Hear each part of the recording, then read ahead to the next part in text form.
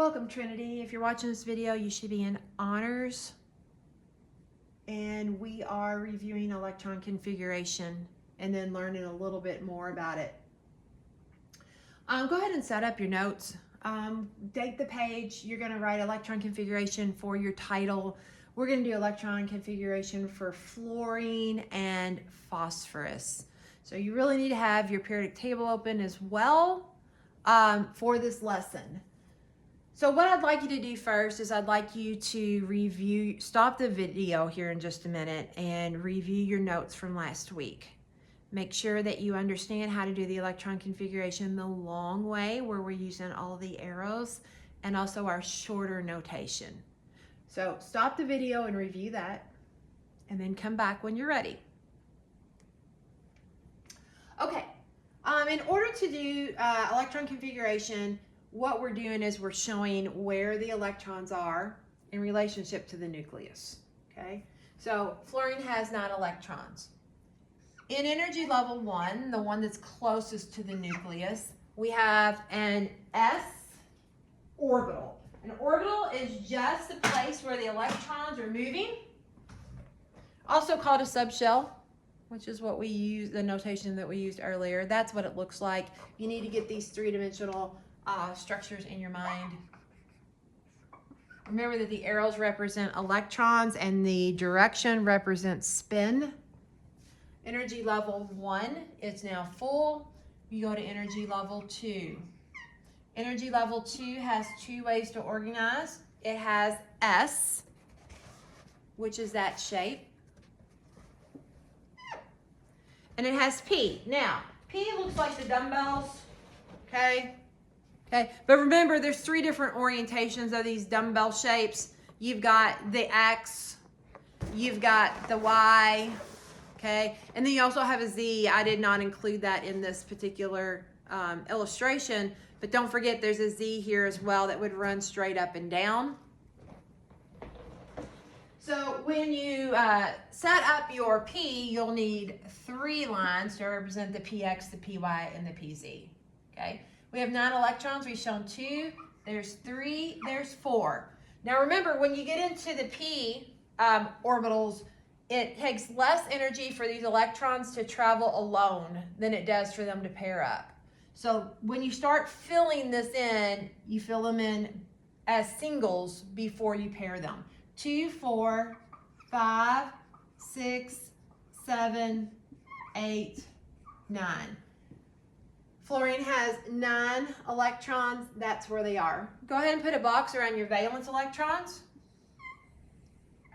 Valence electrons are the electrons in the outermost energy level. So that's everything that's in energy level 2. And now let's write it our shortened form. To write the shortened form, you write the energy level, the subshell or orbital, and then you write a superscript to represent how many electrons are there. We have 2 electrons. There's your 2 electrons. So that would look like 1s2, 2s2, 2p, 2, 4, 5, 2p5. These are equivalent. They're the same thing. They show the same thing. This gives you a little bit more detail. It's more visual than this one, but they're exactly the same thing. They're both called electron configuration. I call that the long form, then the shortened form.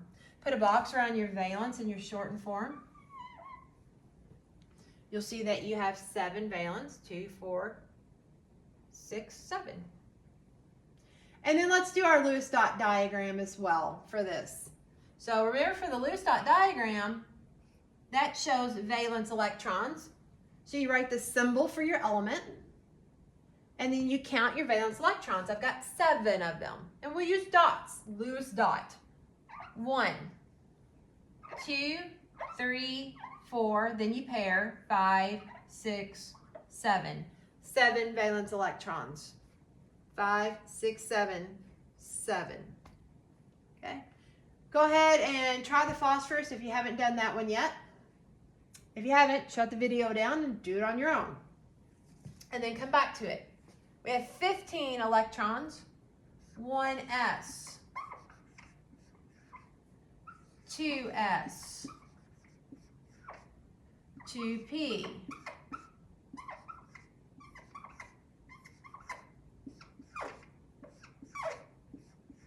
At this point, we've shown 10 electrons. We have 15.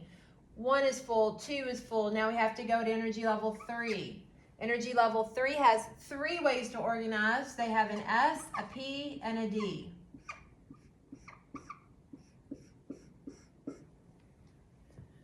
S is a sphere. It's only in one plane.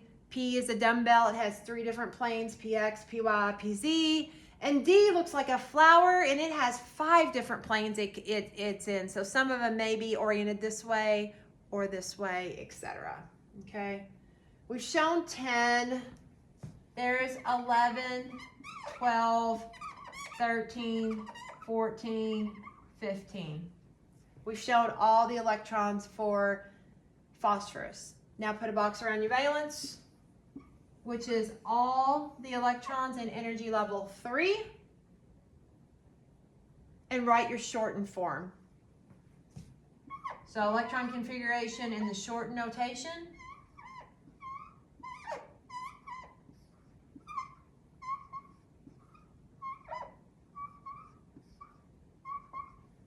Should look like that. Put a box around your valence and draw your Lewis dot diagram. We have a total of 5 valence electrons. We draw the symbol for phosphorus. Start at the right. There's 1, 2, 3, 4, and then pair over there for number 5. Okay, now we need to learn something new. Okay, there is actually a more shortened form than this. So we're going to learn that in just a minute. So there's another way that we can express this where we don't have to write as much. Before we do that, we have to look at our periodic table and learn what groups are. Okay, so again, you're going to need your periodic table. The periodic table is organized into columns. We already know that. And each column is referred to as a group, and it has a number. Okay, so you'll find those group numbers at the top of the periodic table. Everything in this column is called to be in group 1. Everything in this column, group 2, etc. Come over here, we got group 13, 14, 15, 16, 17, 18. So you'll see there are 18 groups on the periodic table. All right, so if everybody find carbon. It's yellow if you've not found it, and figure out what group it's in. Carbon is in group 14. And then find argon. Argon is also yellow. If you haven't found it yet, stop the video. Argon is in group 18, and I'm looking at this number right here. So helium, neon, argon, krypton, xenon, and radon are all in group 18. Okay, so groups. To find a group, let's see, I really want to keep some of this. Let me erase part of this while keeping other parts. Let's get rid of that and that. Let's get rid of this. I don't think that's really going to help me a lot, but go ahead and write down what a group is. Group. It's the number at top of each column.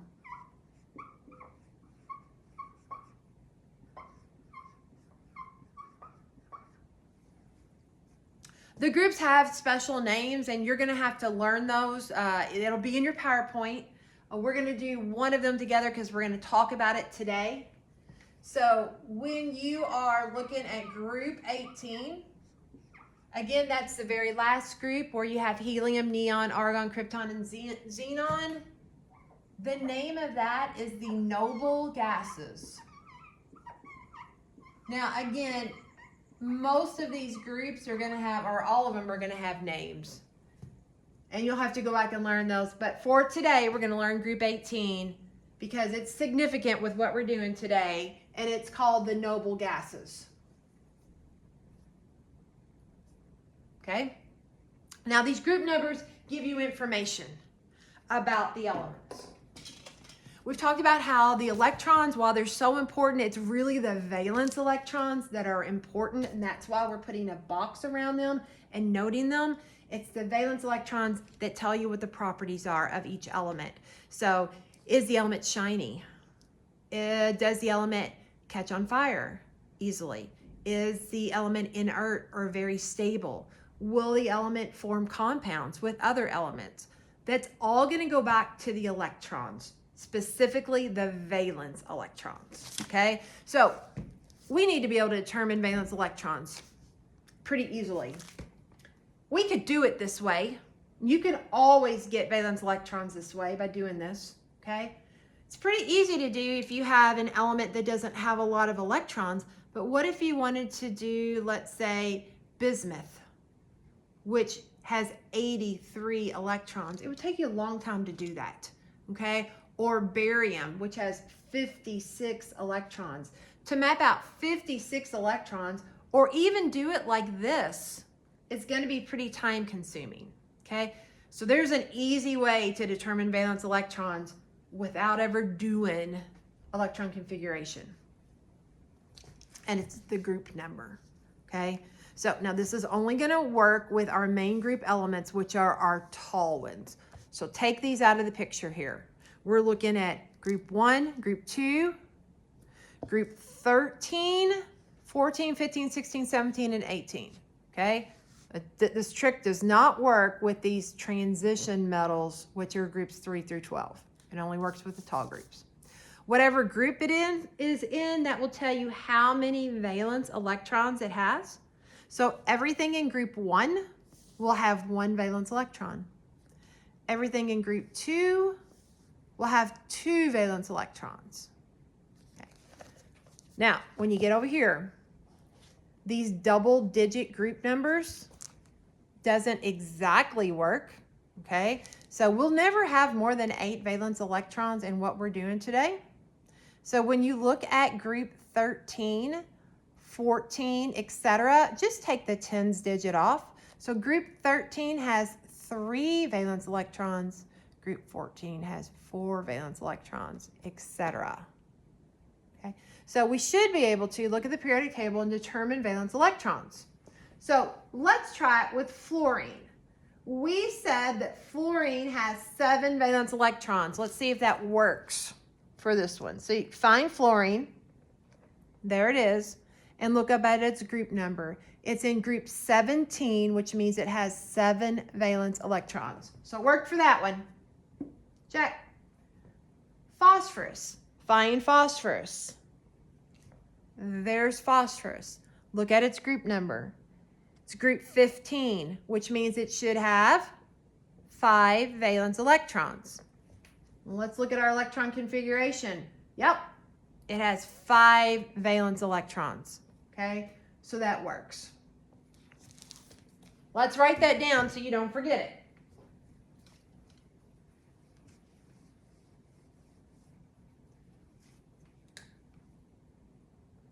Valence electrons can be determined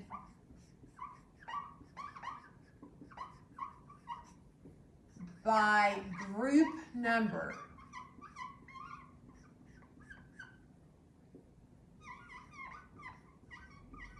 Group 1, 1 valence electron.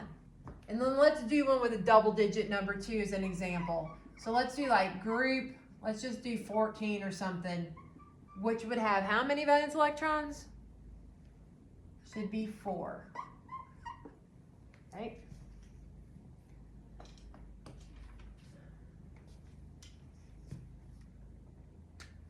All right, put a big star and put stability equals 8 valence electrons, okay? So it's for something to be stable, non-reactive, it needs 8 valence electrons. Now, look at the periodic table for a minute. There's only one column on that periodic table that has 8 valence electrons. When you look at that main group that we just looked at, okay, it's the noble gases. So the noble gases are very, very stable. Okay, moving along. Periodic table. The other thing that we're going to talk about today on the periodic table are the periods. Okay, the periods are the rows that run from left to right, and there's 7 of them. Okay, and here's their numbers. So here is period 1, period 2, etc. Notice there's 7 of them. Then we have these extra actinide and lanthanide series down here, but 7 periods. Okay, these will tell you energy levels. How many energy levels does the element have? So remember, when we're thinking electron configuration, there are actually 7 energy levels. Okay, so let's check this out. We have phosphorus, and we had 3 energy levels. So if you find phosphorus and you find its period number, it's 3. Okay, let's go back to phosphorus. It has 5, group 15, 5 valence electrons, and 3 energy levels. Okay, let's do fluorine. Find fluorine. It's in group 17, which means 7 valence electrons.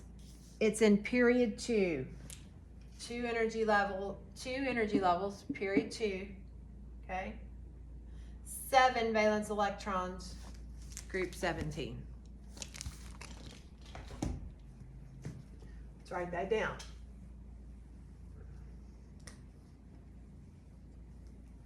Period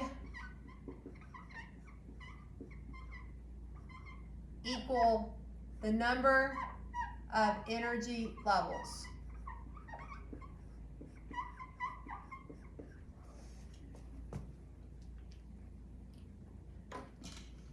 Okay, and one more thing here. Okay, so we're really looking at how organized this periodic table is, okay? So we've looked at, it's organized by atomic number or number of protons. 1, 2, 3, 4, 5, 6, 7. We've talked about now how it's organized by groups, okay? These vertical columns. And when you look at the vertical columns, that will also tell you how many valence electrons the element has, as long as we're not talking about these transition elements, okay? It's organized by periods, which are these rows, and that will tell you how many energy levels it has, okay? Very, very organized. The other way that this is organized that we're going to talk about today is by type of element, all right? So we have 3 different basic types of elements. We have metals, we have non-metals, and we have something called metalloids. This is your dividing line right here, this green. These are your metalloids. Notice they're kind of like in a stair-step shape. All the blues over here on the left, so the left side of your periodic table, are all metals.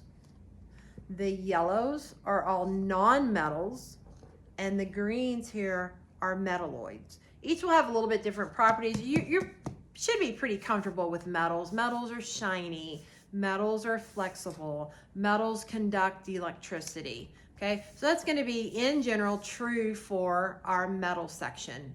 Okay, non-metals over here, they're brittle. They're a lot of times they're colorful. They do not conduct electricity. These are kind of opposites of each other as far as properties go. You'll find the properties listed in your PowerPoint, so you'll need to review that. And then the metalloids are in the middle, which tells you that the properties of these are somewhere in between a metal and a non-metal, okay, because of their position in the periodic table. Okay, so start thinking about the organization of this periodic table, how organized it is, and all the different things that we can find from that. All right, the last thing that we have to do is our noble gas configuration.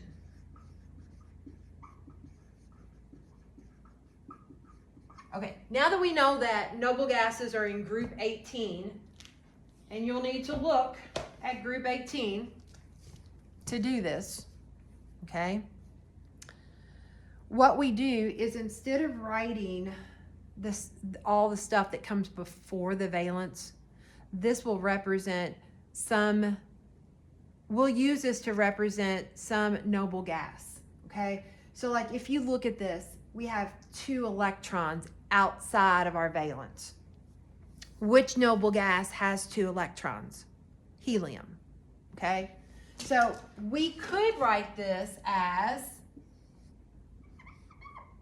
you'll have to use brackets for this, helium, okay? Now that takes the place of that, and then we'll write our valence, 2s2, 2p5, okay? So this is even a more shortened way of writing this. All 3 of these are exactly the same thing. Helium does have 2 electrons, okay? So this is 3 different ways of writing fluorine. When we do phosphorus and we look at the electrons prior to our valence, we have 6, 7, 8, 9, 10. That's going to represent a noble gas. Okay, so go down to your noble gas. Neon has 10 electrons. So instead of writing all this out, you could simply write neon, because that's what that represents, and then what's left.